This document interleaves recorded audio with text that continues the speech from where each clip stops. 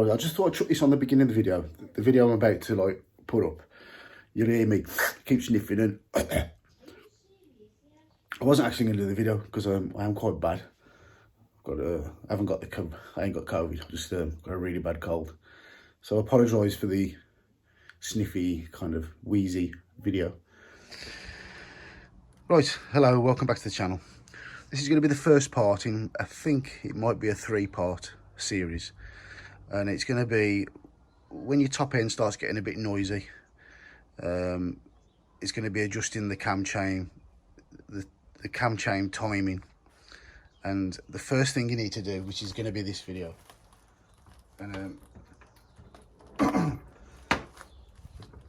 it's going to be a bit backward, this is, because I've already took it off. But if the camera's picking it up from this angle, let's just zoom down a little bit.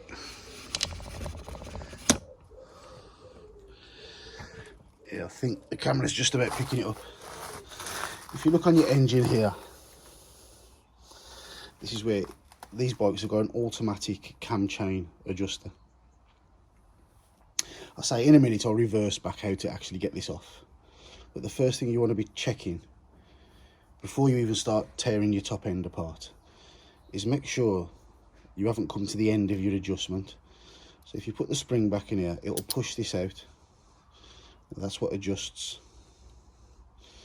So like as the spring goes in, it pushes out like that. You can actually just physically pull it out.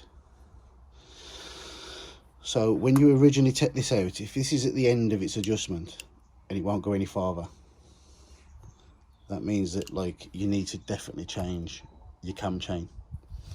But just get a spanner. To adjust this, what you do, there's like a little like slot there. Push it in, and it'll push back in.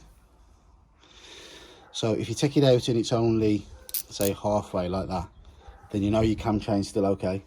You've still got, you've still got that much left. So, like I said, I'm going to kind of reverse engineer this. But make sure the O-ring's in there. And what you need to do first, so let's just imagine this is back on there. Oh, let's put the nut in. You are supposed to remove the starter motor, but you can get round it.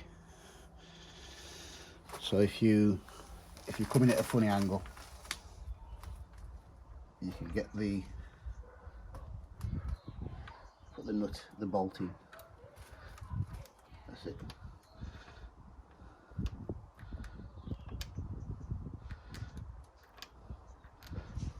It's the wrong way.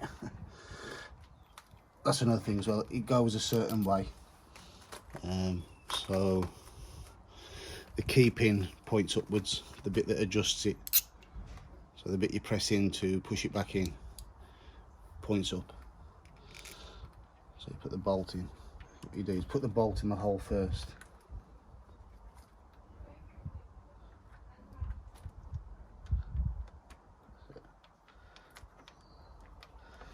And then you can line it up.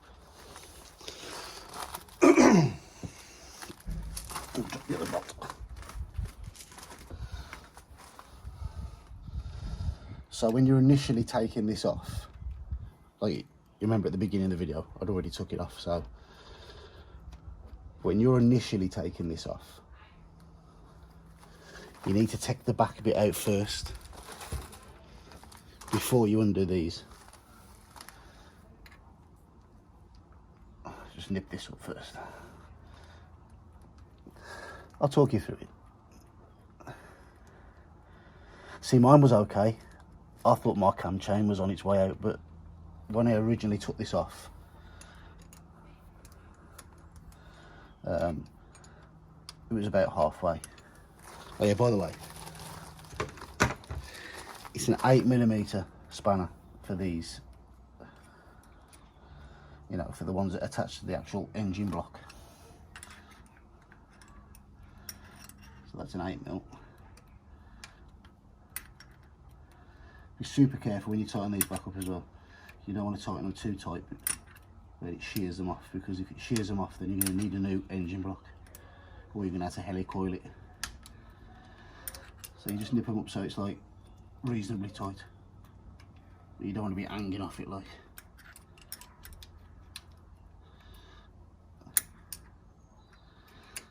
So I'm doing this in real time as well, so you can just see how quick it is to do.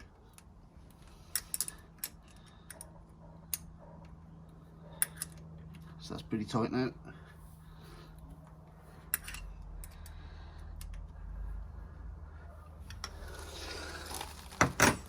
So then you make sure that O-ring's in the back. You get this, you put your spring inside this 10mm. It can be a bit tricky, this can, but the best way to do it is push it in. Yeah, here the adjuster slide out then. So push it with your finger like that, and then nip it up by turning it. That's it, and once you've started it, tighten it up to hand tight. Then you get your 10mm. So that one's a 10mm, that one's an 8mm. So get your 10mm, same again, just nip it up. That's enough. And there we go. So remember, if you're doing this at the beginning and you're first taking it off, you take this off first, then you take them off. So take it out, and then you can check whether your mechanism's working. Because some of these, they actually get stuck, so it doesn't come out any farther. Or some of them actually snap.